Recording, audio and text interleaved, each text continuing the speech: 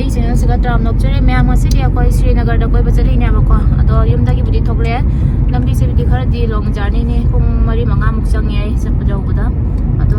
ꯂꯝꯕꯤꯗꯅꯤ ꯆꯠꯂꯤꯁꯦ ꯌꯦꯡꯉꯣ ꯑꯗꯣ ꯑꯥꯗ ꯌꯧꯔꯒ ꯃꯐꯝ ꯐꯖꯕ ꯃꯌꯥꯝꯗ ꯁꯨꯝ ꯎꯠꯆꯔꯛꯀꯦ ꯃꯈꯥ ꯇꯥꯕ ꯚꯤꯗꯤꯑꯣꯗ ꯁꯨꯝ ꯌꯦꯡꯃꯤꯟꯅꯁꯤ ꯃꯌꯥꯝ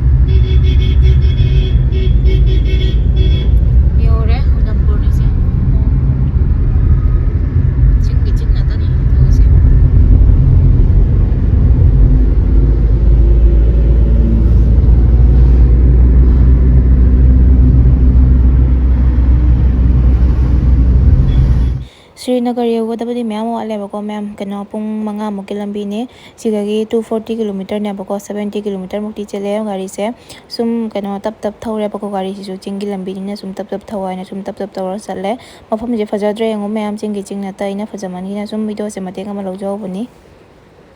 ꯉꯥꯏꯍꯥꯛ ꯂꯦꯞꯄꯤ ꯐꯖꯃꯟꯒꯤꯅ ꯚꯤꯗꯤꯑꯣ ꯈꯔ ꯂꯧꯒꯦ ꯍꯥꯏꯅ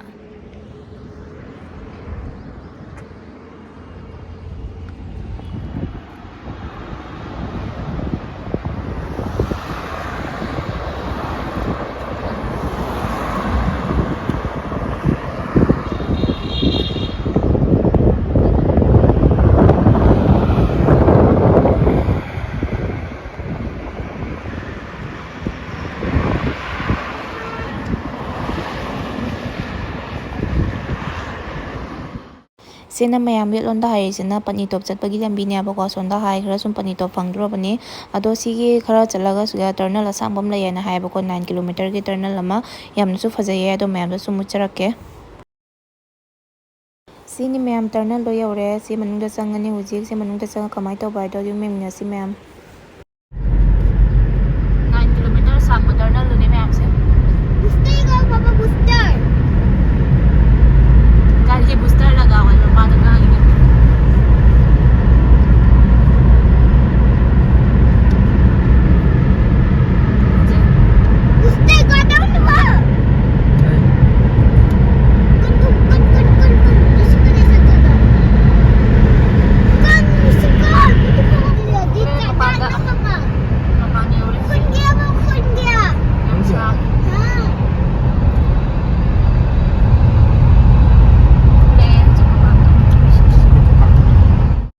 ꯁꯤꯒꯤ ꯂꯝꯕꯤꯁꯤꯅ ꯃꯌꯥꯝ ꯀꯤꯁꯇꯋꯥꯔ ꯆꯠꯄꯒꯤ ꯂꯝꯕꯤꯅꯤ ꯁꯣꯝꯗ ꯌꯦꯠꯂꯣꯝꯗ ꯍꯥꯏꯈ꯭ꯔꯒ ꯁꯨꯝ ꯆꯨꯝꯅ ꯆꯠꯈ꯭ꯔ ꯁꯨꯝ ꯀꯤꯁꯇꯋꯥꯔ ꯐꯪꯗ꯭ꯔꯕꯅꯦ ꯑꯗꯣ ꯀꯤꯁꯇꯋꯥꯔꯁꯤꯁꯨ ꯃꯐꯝ ꯌꯥꯝꯅ ꯐꯖꯩ ꯍꯥꯏ ꯑꯩꯈꯣꯏꯒꯤ ꯀ꯭ꯋꯥꯇꯔꯒꯤ ꯊꯪꯅꯕ ꯅꯨꯄꯤ ꯑꯃ ꯂꯩꯌꯦꯕꯀꯣ ꯃꯣꯏꯁꯨ ꯀꯤꯁꯇꯋꯥꯔꯒꯤꯅꯤ ꯑꯗꯣ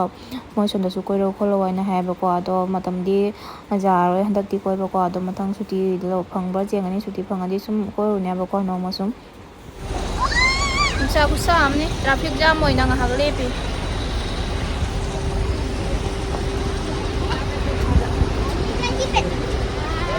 ꯏꯁꯤꯡ ꯆꯦꯜꯂꯤ ꯌꯥꯝ ꯐꯖꯕꯅꯤ ꯃꯌꯥꯝ ꯃꯐꯝꯗ ꯌꯦꯡꯉꯣ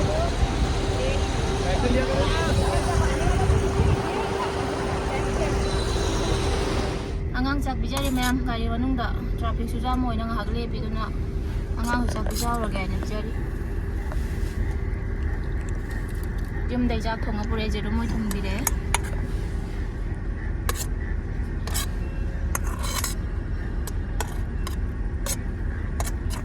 와बना ngang yaw chatpase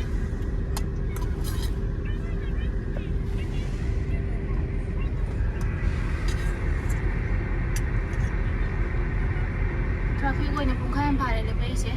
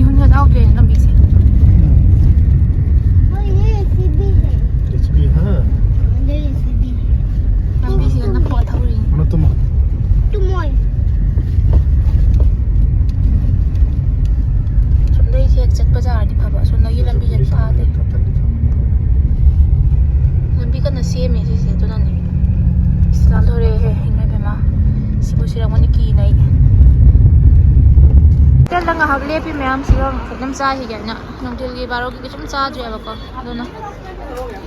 nam cha hi ge aja tra yeng fa jaman chum san ne mayam ron chang anu ma cha ba ma cha ta Yo ra ni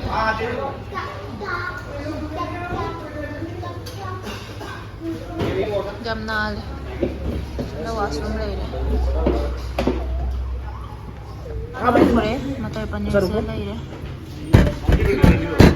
na tal le re tan le na se ro cha cha cha hi ge mayam cha se ram na lo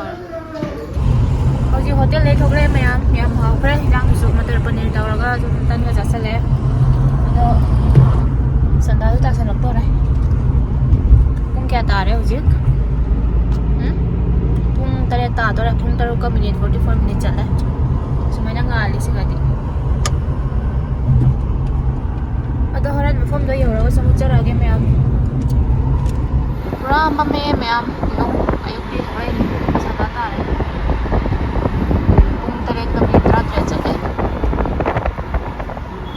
ये देखो देखो आजा phone में देखो ठीक है सुधी होगा तो मैम दो में देखा है हाँ ये 72 किलोमीटर वाली श्रीनगर योगा था Sigi lambi sina mayam mamang do sina palwama attack taukhiba lambi dunia ba ko sigani moina thodok thokhiba do numittugi thodok to punsigi kaori da ba thodok ne ba ko yamna kiba yamna nuaite khalubada akoina legadariba mafam du su yorok tore mayam ada light na ta thali se siga chattoine ba ko se mathak je chalani batawara gate ka wena hai ba ko se siga chalani hoje yodi yorok tore kuidre Yaure mayam akoina legadaba mafam du su yaure si gate siga changduine ba ko Rajendra Singh Dwar hai ba si gate siga changani ayuk te tholak paduna pungmam me toise wa bana su loira ba ko nganga yawbani na finally hoje yodi yaure siga laidoni si siga laidoni Mana kayo mathagti makhala na na bota na sa sigadi koi ngam ni yes